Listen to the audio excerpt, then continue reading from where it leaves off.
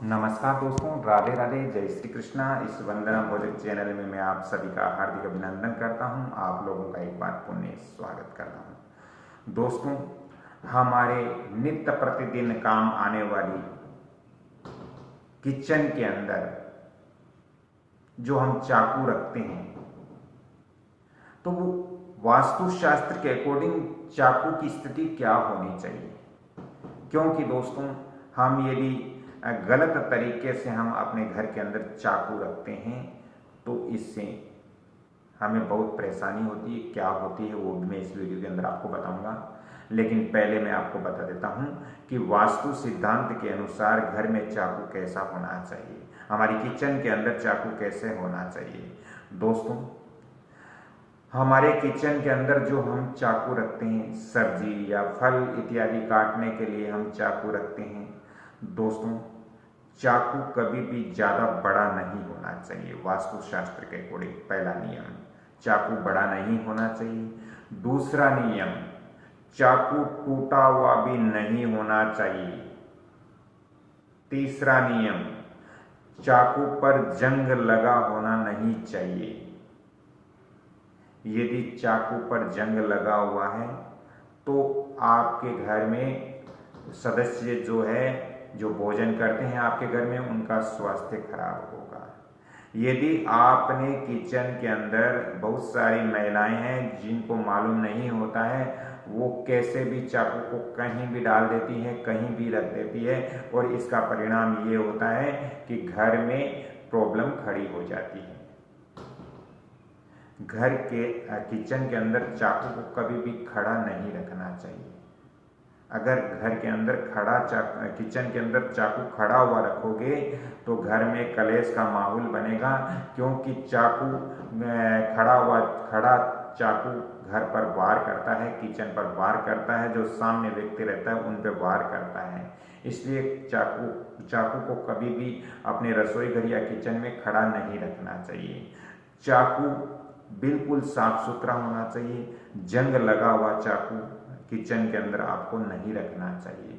टूटा हुआ चाकू भी नहीं रखना चाहिए। दोस्तों, चाकू से घर के अंदर जो मेन प्रॉब्लम आती है वो आती है कलेश और झगड़े। इसलिए चाकू का आप विशेष तौर से ध्यान रखें। साथ ही दोस्तों, चकला बेलन भी आपके किचन के अंदर टूटा हुआ नहीं होना चाहिए। चकला बेलन है वो आप लकड़ी का ही रखें, पत्थर या अन्य धातु का आप नहीं रखें। दोस्तों, किचन के अंदर जो महिलाएं खाना बना रही हैं, खाना पका रही हैं, वो महिलाएं हमेशा ऐसी व्यवस्था किचन के अंदर करें कि वो खाना बनाते समय उनका फेस है, उनका मुख है, वो पूर्व दिशा में रहे। ये बहुत वास्तु के जो सिद्धांत है उनको पालन करना बहुत जरूरी है, तभी हम जाकर के और जीवन के अंदर खुशी पूर्वक हम उस घर में रह सकते हैं। दोस्तों, किचन के अंदर कभी भी रात्रिकालीन जूठे बर्तन नहीं छोड़ना चाहिए। किचन की प्रतिदिन आपको सफाई रखनी चाहिए। और किचन के अंदर जो गैस चूल्हा है वो भी आपका खराब नहीं होना चाहिए, अन्यथा घर की आर्थिक स्थिति कमजोर हो जाती है। यदि आपके गैस बर्नर खराब है या गैस चूल्हा खराब है तो घर की आर्थिक स्थिति कमजोर हो जाएगी। यदि आपके किचन में चाकू में प्रॉब्लम है, चाकू वास्तु अनुसार नहीं है, तो घर में कलेश होगा, घर में लड़ाई झगड़े होंगे। साथ ही दोस्तों, यदि आपके किचन के अंदर चकला और बेलन टूटा हुआ है या चकला और बेलन में दरारें पड़ी हुई है या चकला और बेलन लकड़ी का नहीं है, तो इससे आपके घर में स्वास्थ्य संबंधित, आर्थिक संबंधित प्रॉब्लम आएगी। साथ ही जो गृहिणी है, जो खाना पकाती है, उनका स्वास्थ्य भी अच्छा नहीं रहेगा। क्योंकि हमें पता है कि हमारे जो किचन के अंदर या हमारे घर के अंदर जो भी वस्तुएं, चाहे वो संजीव हो चाहे निर्जीव हो, दोनों ही वस्तुएं अपनी अपनी ऊर्जाएं छोड़ती हैं। अब यदि वो वास्तु अनुसार है तो वो सकारात्मक एनर्जियां छोड़ती है, और वो यदि वास्तु के अनुरूप नहीं है तो वो नकारात्मक एनर्जियां छोड़ती है।